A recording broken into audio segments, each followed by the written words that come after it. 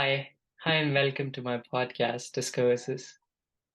Here, I introduce you to new and interesting people from different walks of life. And this week, we have a really interesting person by the name Moritz Kramer.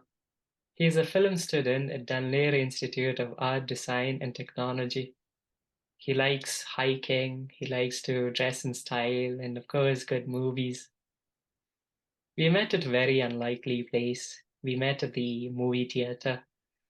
So what happened was we happened to sit together for the movie Don't Worry, Darling, and we got to talk about movies and other productions while the movie was happening, and part of which will be continued today. So to describe him, I would say he's the kind of person who has the style and the swag. So welcome to this episode, Moritz. Glad to have you. Hello, Akil. Thank you. The style and the swag. I've never heard anybody say that. That's pretty good. Oh God. Okay. So we'll start with this movie, Don't Worry, Darling. So, Yes, I remember. to those listeners who haven't seen the movie yet, it's a movie about an utopian society set in the 1950s where the men go to work in a top secret mission while the women sit at home. Well, they are at home enjoying an affluent lifestyle. And so the movie goes on like that, and I'm not breaking any suspense for you.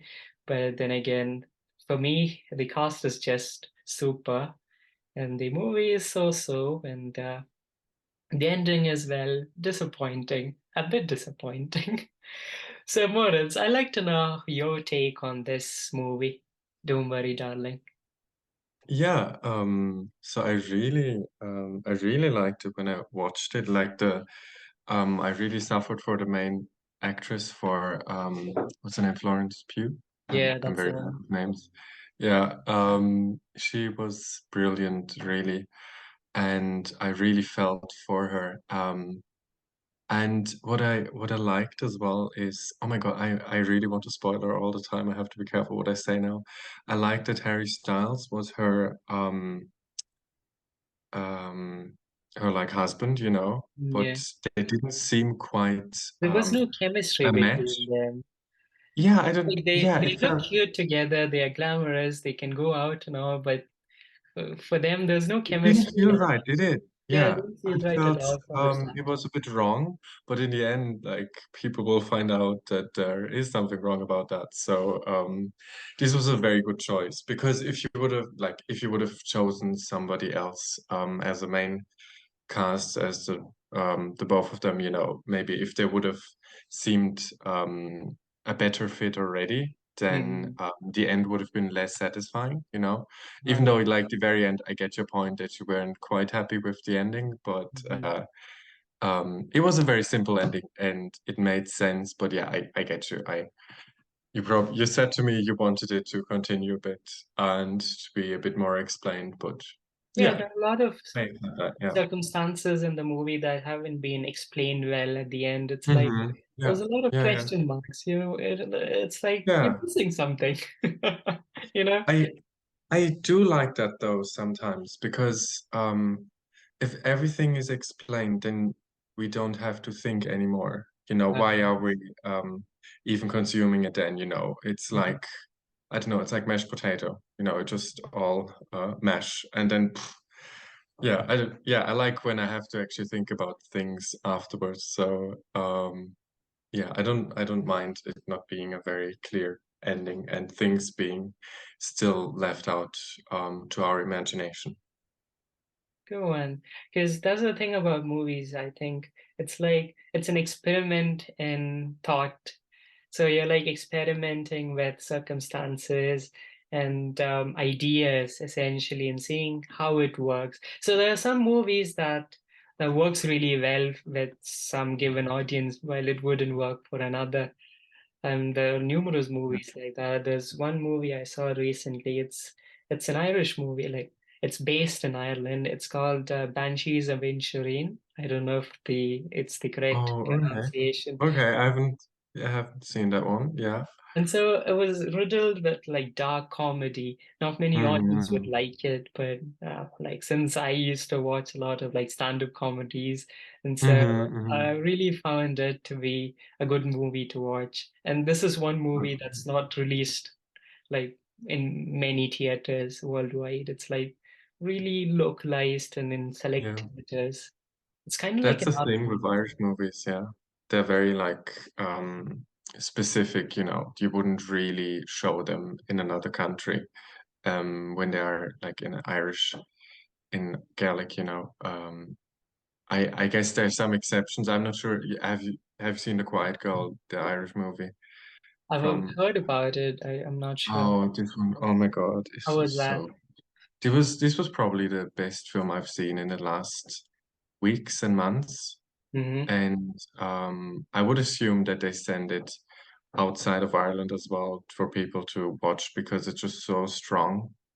And yeah, I cried like a baby, I'm not gonna lie. It was yeah, it was Okay. so good. And it was short as well.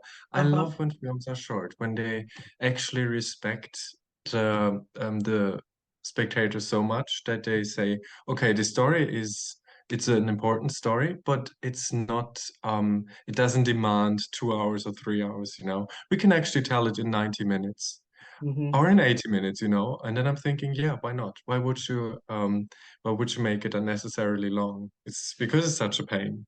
If you only have movies in the cinema that are 3 hours long, and you're like, oh God, without a break in between, you know. Yeah, just too much. But yeah, it's a different topic.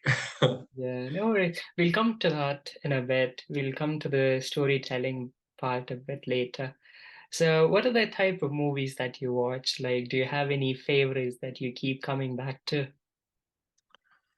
Um, yeah, like I'm very particular with films. I don't love a lot of films, and I have to say I haven't seen as many films as I Should have, would like myself to could see, you have. know, like yeah, but yeah, I should see more movies definitely, but I loved um a few. Yeah, I loved, for example, Captain Fantastic. I don't know if you've seen it about this guy that raises his children in kind of away from society. Uh-huh. And yeah, I just love this idea. Or I love when films explore ideas that are a bit out of the mainstream, you know, this idea of like raising your children away from this crazy world and actually teaching them valuable lessons, even though it was a bit too much. Like he didn't do a great job because he really took it too far. Hmm. But I love to see that, for example. But yeah, there's a few more that I really like. Um, yeah, but it's kind of always the same topic. Like I love when films have something to do with going back to the roots, you know. This is kind of my thing. So as soon as I see a film that is slightly going in that direction, I'm like, oh, I'm gonna watch it, you know. Okay. And usually I'm very impressed then What because it exactly do is you yeah, mean by going relevant. back to the roots? What exactly do you mean by that? Oh, like um I don't know, like maybe not necessarily going back to the roots, but going Mm. and asking the right questions, you know, questioning this society we're living in, and yeah, and yeah, I also love like adventure films where people just go out into nature and hike, you know. Yeah, it's a bit ridiculous. A friend of mine, she always tells me, "Oh my God, Moritz, whenever there's a middle-aged woman that stares into the void, you're a fan." You know, and it's true. It's just so true. Nomadland, I love Nomadland. Those kind of films. And I saw yeah, the book of Nomadland today. I was about to take it and it's like maybe I'll save it for a while later. Maybe I'll have it over you should Christmas. go for it. Yeah. Yeah, it's beautiful. Beautiful film. It's also one of my favorites, yeah. So for Oh. me personally, I like movies that, as you said, like going back to the roots, I like movies who that are based on a basic story. like an Mm-hmm. archetypal story, sorry, an archetypal story where, for instance, if you take Lion King, the Mm-hmm. story follows a hero myth. So Yeah. there's a teenager like lion Simba Mm-hmm. who Mm-hmm. goes and lives a life of irresponsibility, like with friends and doing, making no sort of value for the society. And then what happens is he gradually gets, like, through the girlfriend, Nala, through the Mm-hmm. spirit of his father, through some his friends too, he gets like informed on coming back to his coming back to his family, coming back to his society, and trying to like take responsibility and doing the right thing. So, in part, that's the Yeah. story of every teenager who's Mm-hmm. becoming an adult. So, that's much more Very relatable, true. and that's an archetypal story. And that's what I like. Mm-hmm. There's a lot of archetypal stories, like the villain myth, like Mm-hmm. villains in movies. That's what Marvel is based on. Most of the villains in Marvel is based on. It's Yeah. like there's a lot of suffering in the world, and there's this person who, for some reason, he's dealt with really bad set of cards. Like, he goes through one tragedy after another, and then Mm-hmm. one fine day he says, "Stop! I need to take Yeah. all the suffering," and he channels it to an evil side, and people relate that a lot because there's a lot of suffering in the world, and Mm-hmm. people want to know what exactly to do with all those suffering. That's one of the reasons why Joker is a really famous character. Like, I think Joker is much more infamous than Batman, to be Mm-hmm. honest. So, Oh yeah. why do you think that these movies should follow a basic story than like experimenting on different archetypes? Like I feel it's just what we're used to. We're used to having a hero, if Hmm. that's a real hero, like in the Marvel movies, or if that's just the protagonist that we as a audience should identify with. We're just used to having this hero's journey.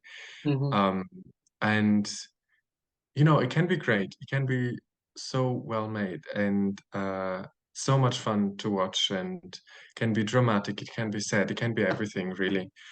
But I sometimes like when there's still some questions in the end of it. This is just my point of view now, but I don't like when everything is explained Yes. all the time. Like this is why I'm, for example, not actually watching Marvel movies. Hmm. I'm just not really interested. I watched some of them Hmm. and they were kind of fun. It was good for the It's eye, like satisfying because very you get all satisfying the because answers. everything made sense in the end. I'm gonna be a bit rude now and I'm gonna Yeah. say one thing. The ones I watched, the story was always okay. It was never great. It Hmm. was always mediocre, maybe a Hmm. bit better than mediocre. And I didn't get why the story would be mediocre. Like that was just a bit disappointing. Maybe it was actually because everything was explained. Maybe that made it a bit weaker. But yeah, um, I guess yeah, that's kind of it. I prefer if there's some question marks in the end of it, and but I agree with the hero's journey. It makes a lot of sense. It's just the way we have been told to see the world, like all the stories we were reading as a kid, or someone was reading to us. They're also always with about someone wanting something, needing something, and then trying to get there and maybe not getting what they wanted, but what they needed in the end. And that's kind of satisfying. And yeah, it's that's cool. Yeah, true. And also, like, in fairness, there are some movies that do not have any archetype at all. Like, one movie that comes to mind is The Great Gatsby. Have you seen that hmm movie, Okay, Leonardo? I started watching it, Okay. and I do that sometimes. I start watching a film. But if I really dislike something, I have to stop. I really had to stop because there was too much camera movement and Uh-huh. I just couldn't sympathize with anybody in the film the first 20, 30 minutes. And yeah, I'm very selective these days. I'm very selective with films. I'm very selective with people. So I don't see the need in actually watching it, if I dislike it a lot. And I remember watching Elvis the other day, and I Uh-huh. was like, and I didn't even look up who the director was because my friend, she said, "Oh, let's watch this." And I watched it, and it was the same thing. There was too much camera movement all the time, and I felt what's wrong with this film? And then I looked up later, it was the same director. Ah, of course. Okay. So I'm maybe just very allergic to this kind of directing style. Mhm. Yeah. Sorry for this long sentence, but No, no, no, go ahead. yeah. Is like I didn't like the movie as such, but what I Mhm. did like in it is the kind of like the classic style, bit of the camera movement. I like the the ending also. It's like the person has made a lot of wealth and tried to do a lot of things in his life, but at the end, Mhm. kind of came back to the friendship he had, the only one friend he had. So that's Yeah. kind of like there's no archetype there, there's no core story, there's a Mhm. lot of flair in it, but at the end, it's just friendship matters. It's Oh, kind of yeah. like the I like that. value. Yeah. Maybe should go back to it and give it another try. But what I also like is just when you kind of close a circle, you start with one thing. Hmm. And then this person just lives through all those things in the whole film, and then in the end, he comes back to the beginning and maybe has evolved somehow. I like that idea. That's very clever. That's one of the most scariest things in life too. Like at the end, like when we are like 70, 80 years old, maybe Hmm. older, maybe things start making sense after all.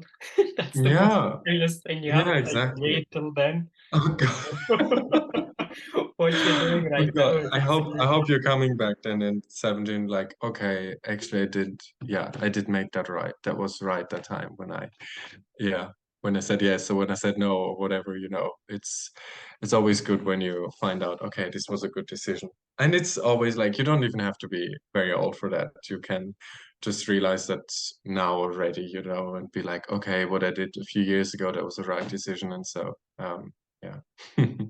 And so that's one thing I think is really valuable about stories and movies. It's like in that nutshell, you'll be able to like learn a lot of things. So it's like uh, we, we as humans, we are creatures of imitation. We like to like imitate Mm, others, and so a part of us is in that movie experiencing that. That's why we watch movies. yes, Then in that yes. story, we live that story. By the end, we get a lesson, and that lesson helps us to guide our own decisions in our day-to-day lives. Yeah, I see that point. That's very good. Yeah, we just start to identify, if we like the protagonist. Just like we are thinking, even though we're not actually thinking that, but subconsciously it's probably, oh, this is me, what would I do in this moment? And oh, why did you do that now? No, I wouldn't have done it. Oh no, the poor thing. We just suffer with Exactly. them. Yeah. And so, do you do any productions yourself? Like the other day, you showed me a YouTube channel. Can you tell me more about that? Oh, well, I'm studying film at the moment, so we sometimes do make films. So last year I had the chance to direct a short film, Hmm. and it was very exciting. There was a lot to do. I had my classmates were crewing on it, and I had to do casting and call actors, like they were amateur actors that I found on a casting website. But yeah, I loved it. It was a lot of fun. It was stressful, and in the end, in the edit, you're like, oh my God, I should have done so many things differently. But it's fine. It's all a learning experience. And yeah, sometimes then this is kind of my course, like we have a module, and then at the end of the module, we have to have a film Hmm. either made by myself or I crew on someone else's film, I'm doing, I don't know, camera on someone else's film or something. Yeah. and that's what happens. And my last thing that I did was just a little short documentary on the Camino when I was hiking in this summer through Okay. Spain, and I just made some landscape shots, and then afterwards I interviewed some of my friends that I made there and put it together. It's yeah, and that was fun. It's kind of it's always I love to sometimes just create a little memory that I can just come back to whenever I want, and that I can just show my family and friends. Oh, that's what I did.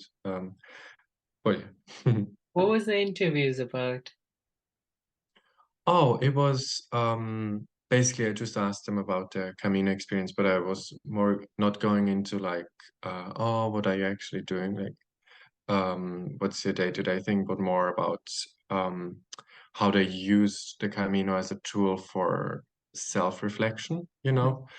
Um What is Camino exactly? Is it like a oh hiking sorry, trail? this is the yeah, the it's called Camino de Santiago. Mm, It's yeah, it's a European hiking trail that starts from many, many places in Europe. Like you could start from a hometown in the Black Forest. I could even start from there. But most people they start on the French-Spanish border mhm. and then they hike for like a month or a bit more, a few weeks to Santiago de Compostela. Yeah, Oh, I quite love a that. large hike. And how long is the distance? Like, It's so I hiked the northern one, uh, the northern Camino, Camino del Norte. And it was like around 800 kilometers, okay. 870 maybe. Yeah. That's a lot of walking. That's like in a I month. know, I know, No? but it's so much fun. Yeah. Okay. I love that. Yeah. Like the other day, I went to Decathlon and I saw a lot of Mhm. equipment like hiking stuff, boots, shoes, raincoats, Yeah. gloves, and tents, and everything. And it made me realize, it made me like pull myself to like a call for adventure, you know? So, Hmm. what exactly Oh God. Yeah. is that for you? Like, what makes hiking interesting for you? I just I love people. I have deep love for humankind, but I sometimes just like to not be in a city, to not be in a house, and to uh, just be out there where there's no people or seemingly it's just emptier. And there's just the vast reality of the weather, the seasons, like when you walk, you just like and you have your tent, your food, you start to realize what you actually need. You just need food, you need shelter, and then sometimes you need good people to be around with, and that's Companies. all you need basically. And I think it's a going hiking, or walking, whatever, but being away for a few days is just so valuable because it just reminds you of that. Hmm. Um, yeah, because I feel when I'm not doing it for a while, I start having those problems, in my everyday life, or like I seem to have troubles, and but it's so out of perspective, it's not actually important. Yeah, how frequently my buses are from my house, or it's not, it doesn't matter that much, at the end of the day. Yeah. Uh, yeah, that's kind of my thing. That's the thing with trips, I think, as you said, it's like it brings things into some sort of perspective because you are out of that Yeah. fish tank for a Hmm. temporary moment for like 1 week, 2 week, and then you have a, a new perspective about the things that you do on a daily basis. Exactly. That's why people go to Yeah. Yeah. trips. Yeah. Yes. Hmm. Yeah, more power I, to I them. agree with that. Yeah. Mm. Yeah, I always do that. Like, I remember on the Camino, I also had some question marks. How we were talking about question marks before in the films. People have them in their lives as well, so that's why I like those kind of films. But Mm, anyway, I had some question marks as well, and just walking for a few weeks, and meeting really good people. Like, I wasn't expecting anything. I was just suddenly meeting them because that's what happens when you don't expect things and when you're positive. Um, I solved all those question marks, and they're clear to me now, and I know myself way better now. I don't feel I have to fight anymore. I just know it now, I think. This is very vague, but it's okay. No, It's okay to no, be it's vague. good. Yeah. So that, yeah, that's that's one thing about trips. So I think that's a good place to end. Would you like to say something before we close? Would you like to say some movie quote or a line you live by, maybe? A movie quote. Or maybe some uh, quote that you live by, like, I watched this movie. It's called Wild. It's about this woman hiking. Oh, look, that's what I mean. It's all about women hiking. Yeah, it's about this woman. She hikes for a few months and kind of overcomes her past trauma with that. And there's a quote that her mother says to her. She says, there's a sunset and a sunrise every day, and you can decide to be there for it. And I find this is so simple. And I love it. It's just like there's so much beautiful things around you, and you can actually decide to see them and to yeah to be yeah enrich your everyday life by them. Yeah, and it's your decision. So I just love that because it's very very real. It seems very real. it's really beautiful. It's like Mm, there's beauty in the everyday. You just have to be mm, aware of it. You just need to open your yes, eyes towards that. yes, exactly. Yeah, beautiful. So we close with that. So thank you, Moritz, for this conversation. No problem. Okay. Really appreciate it.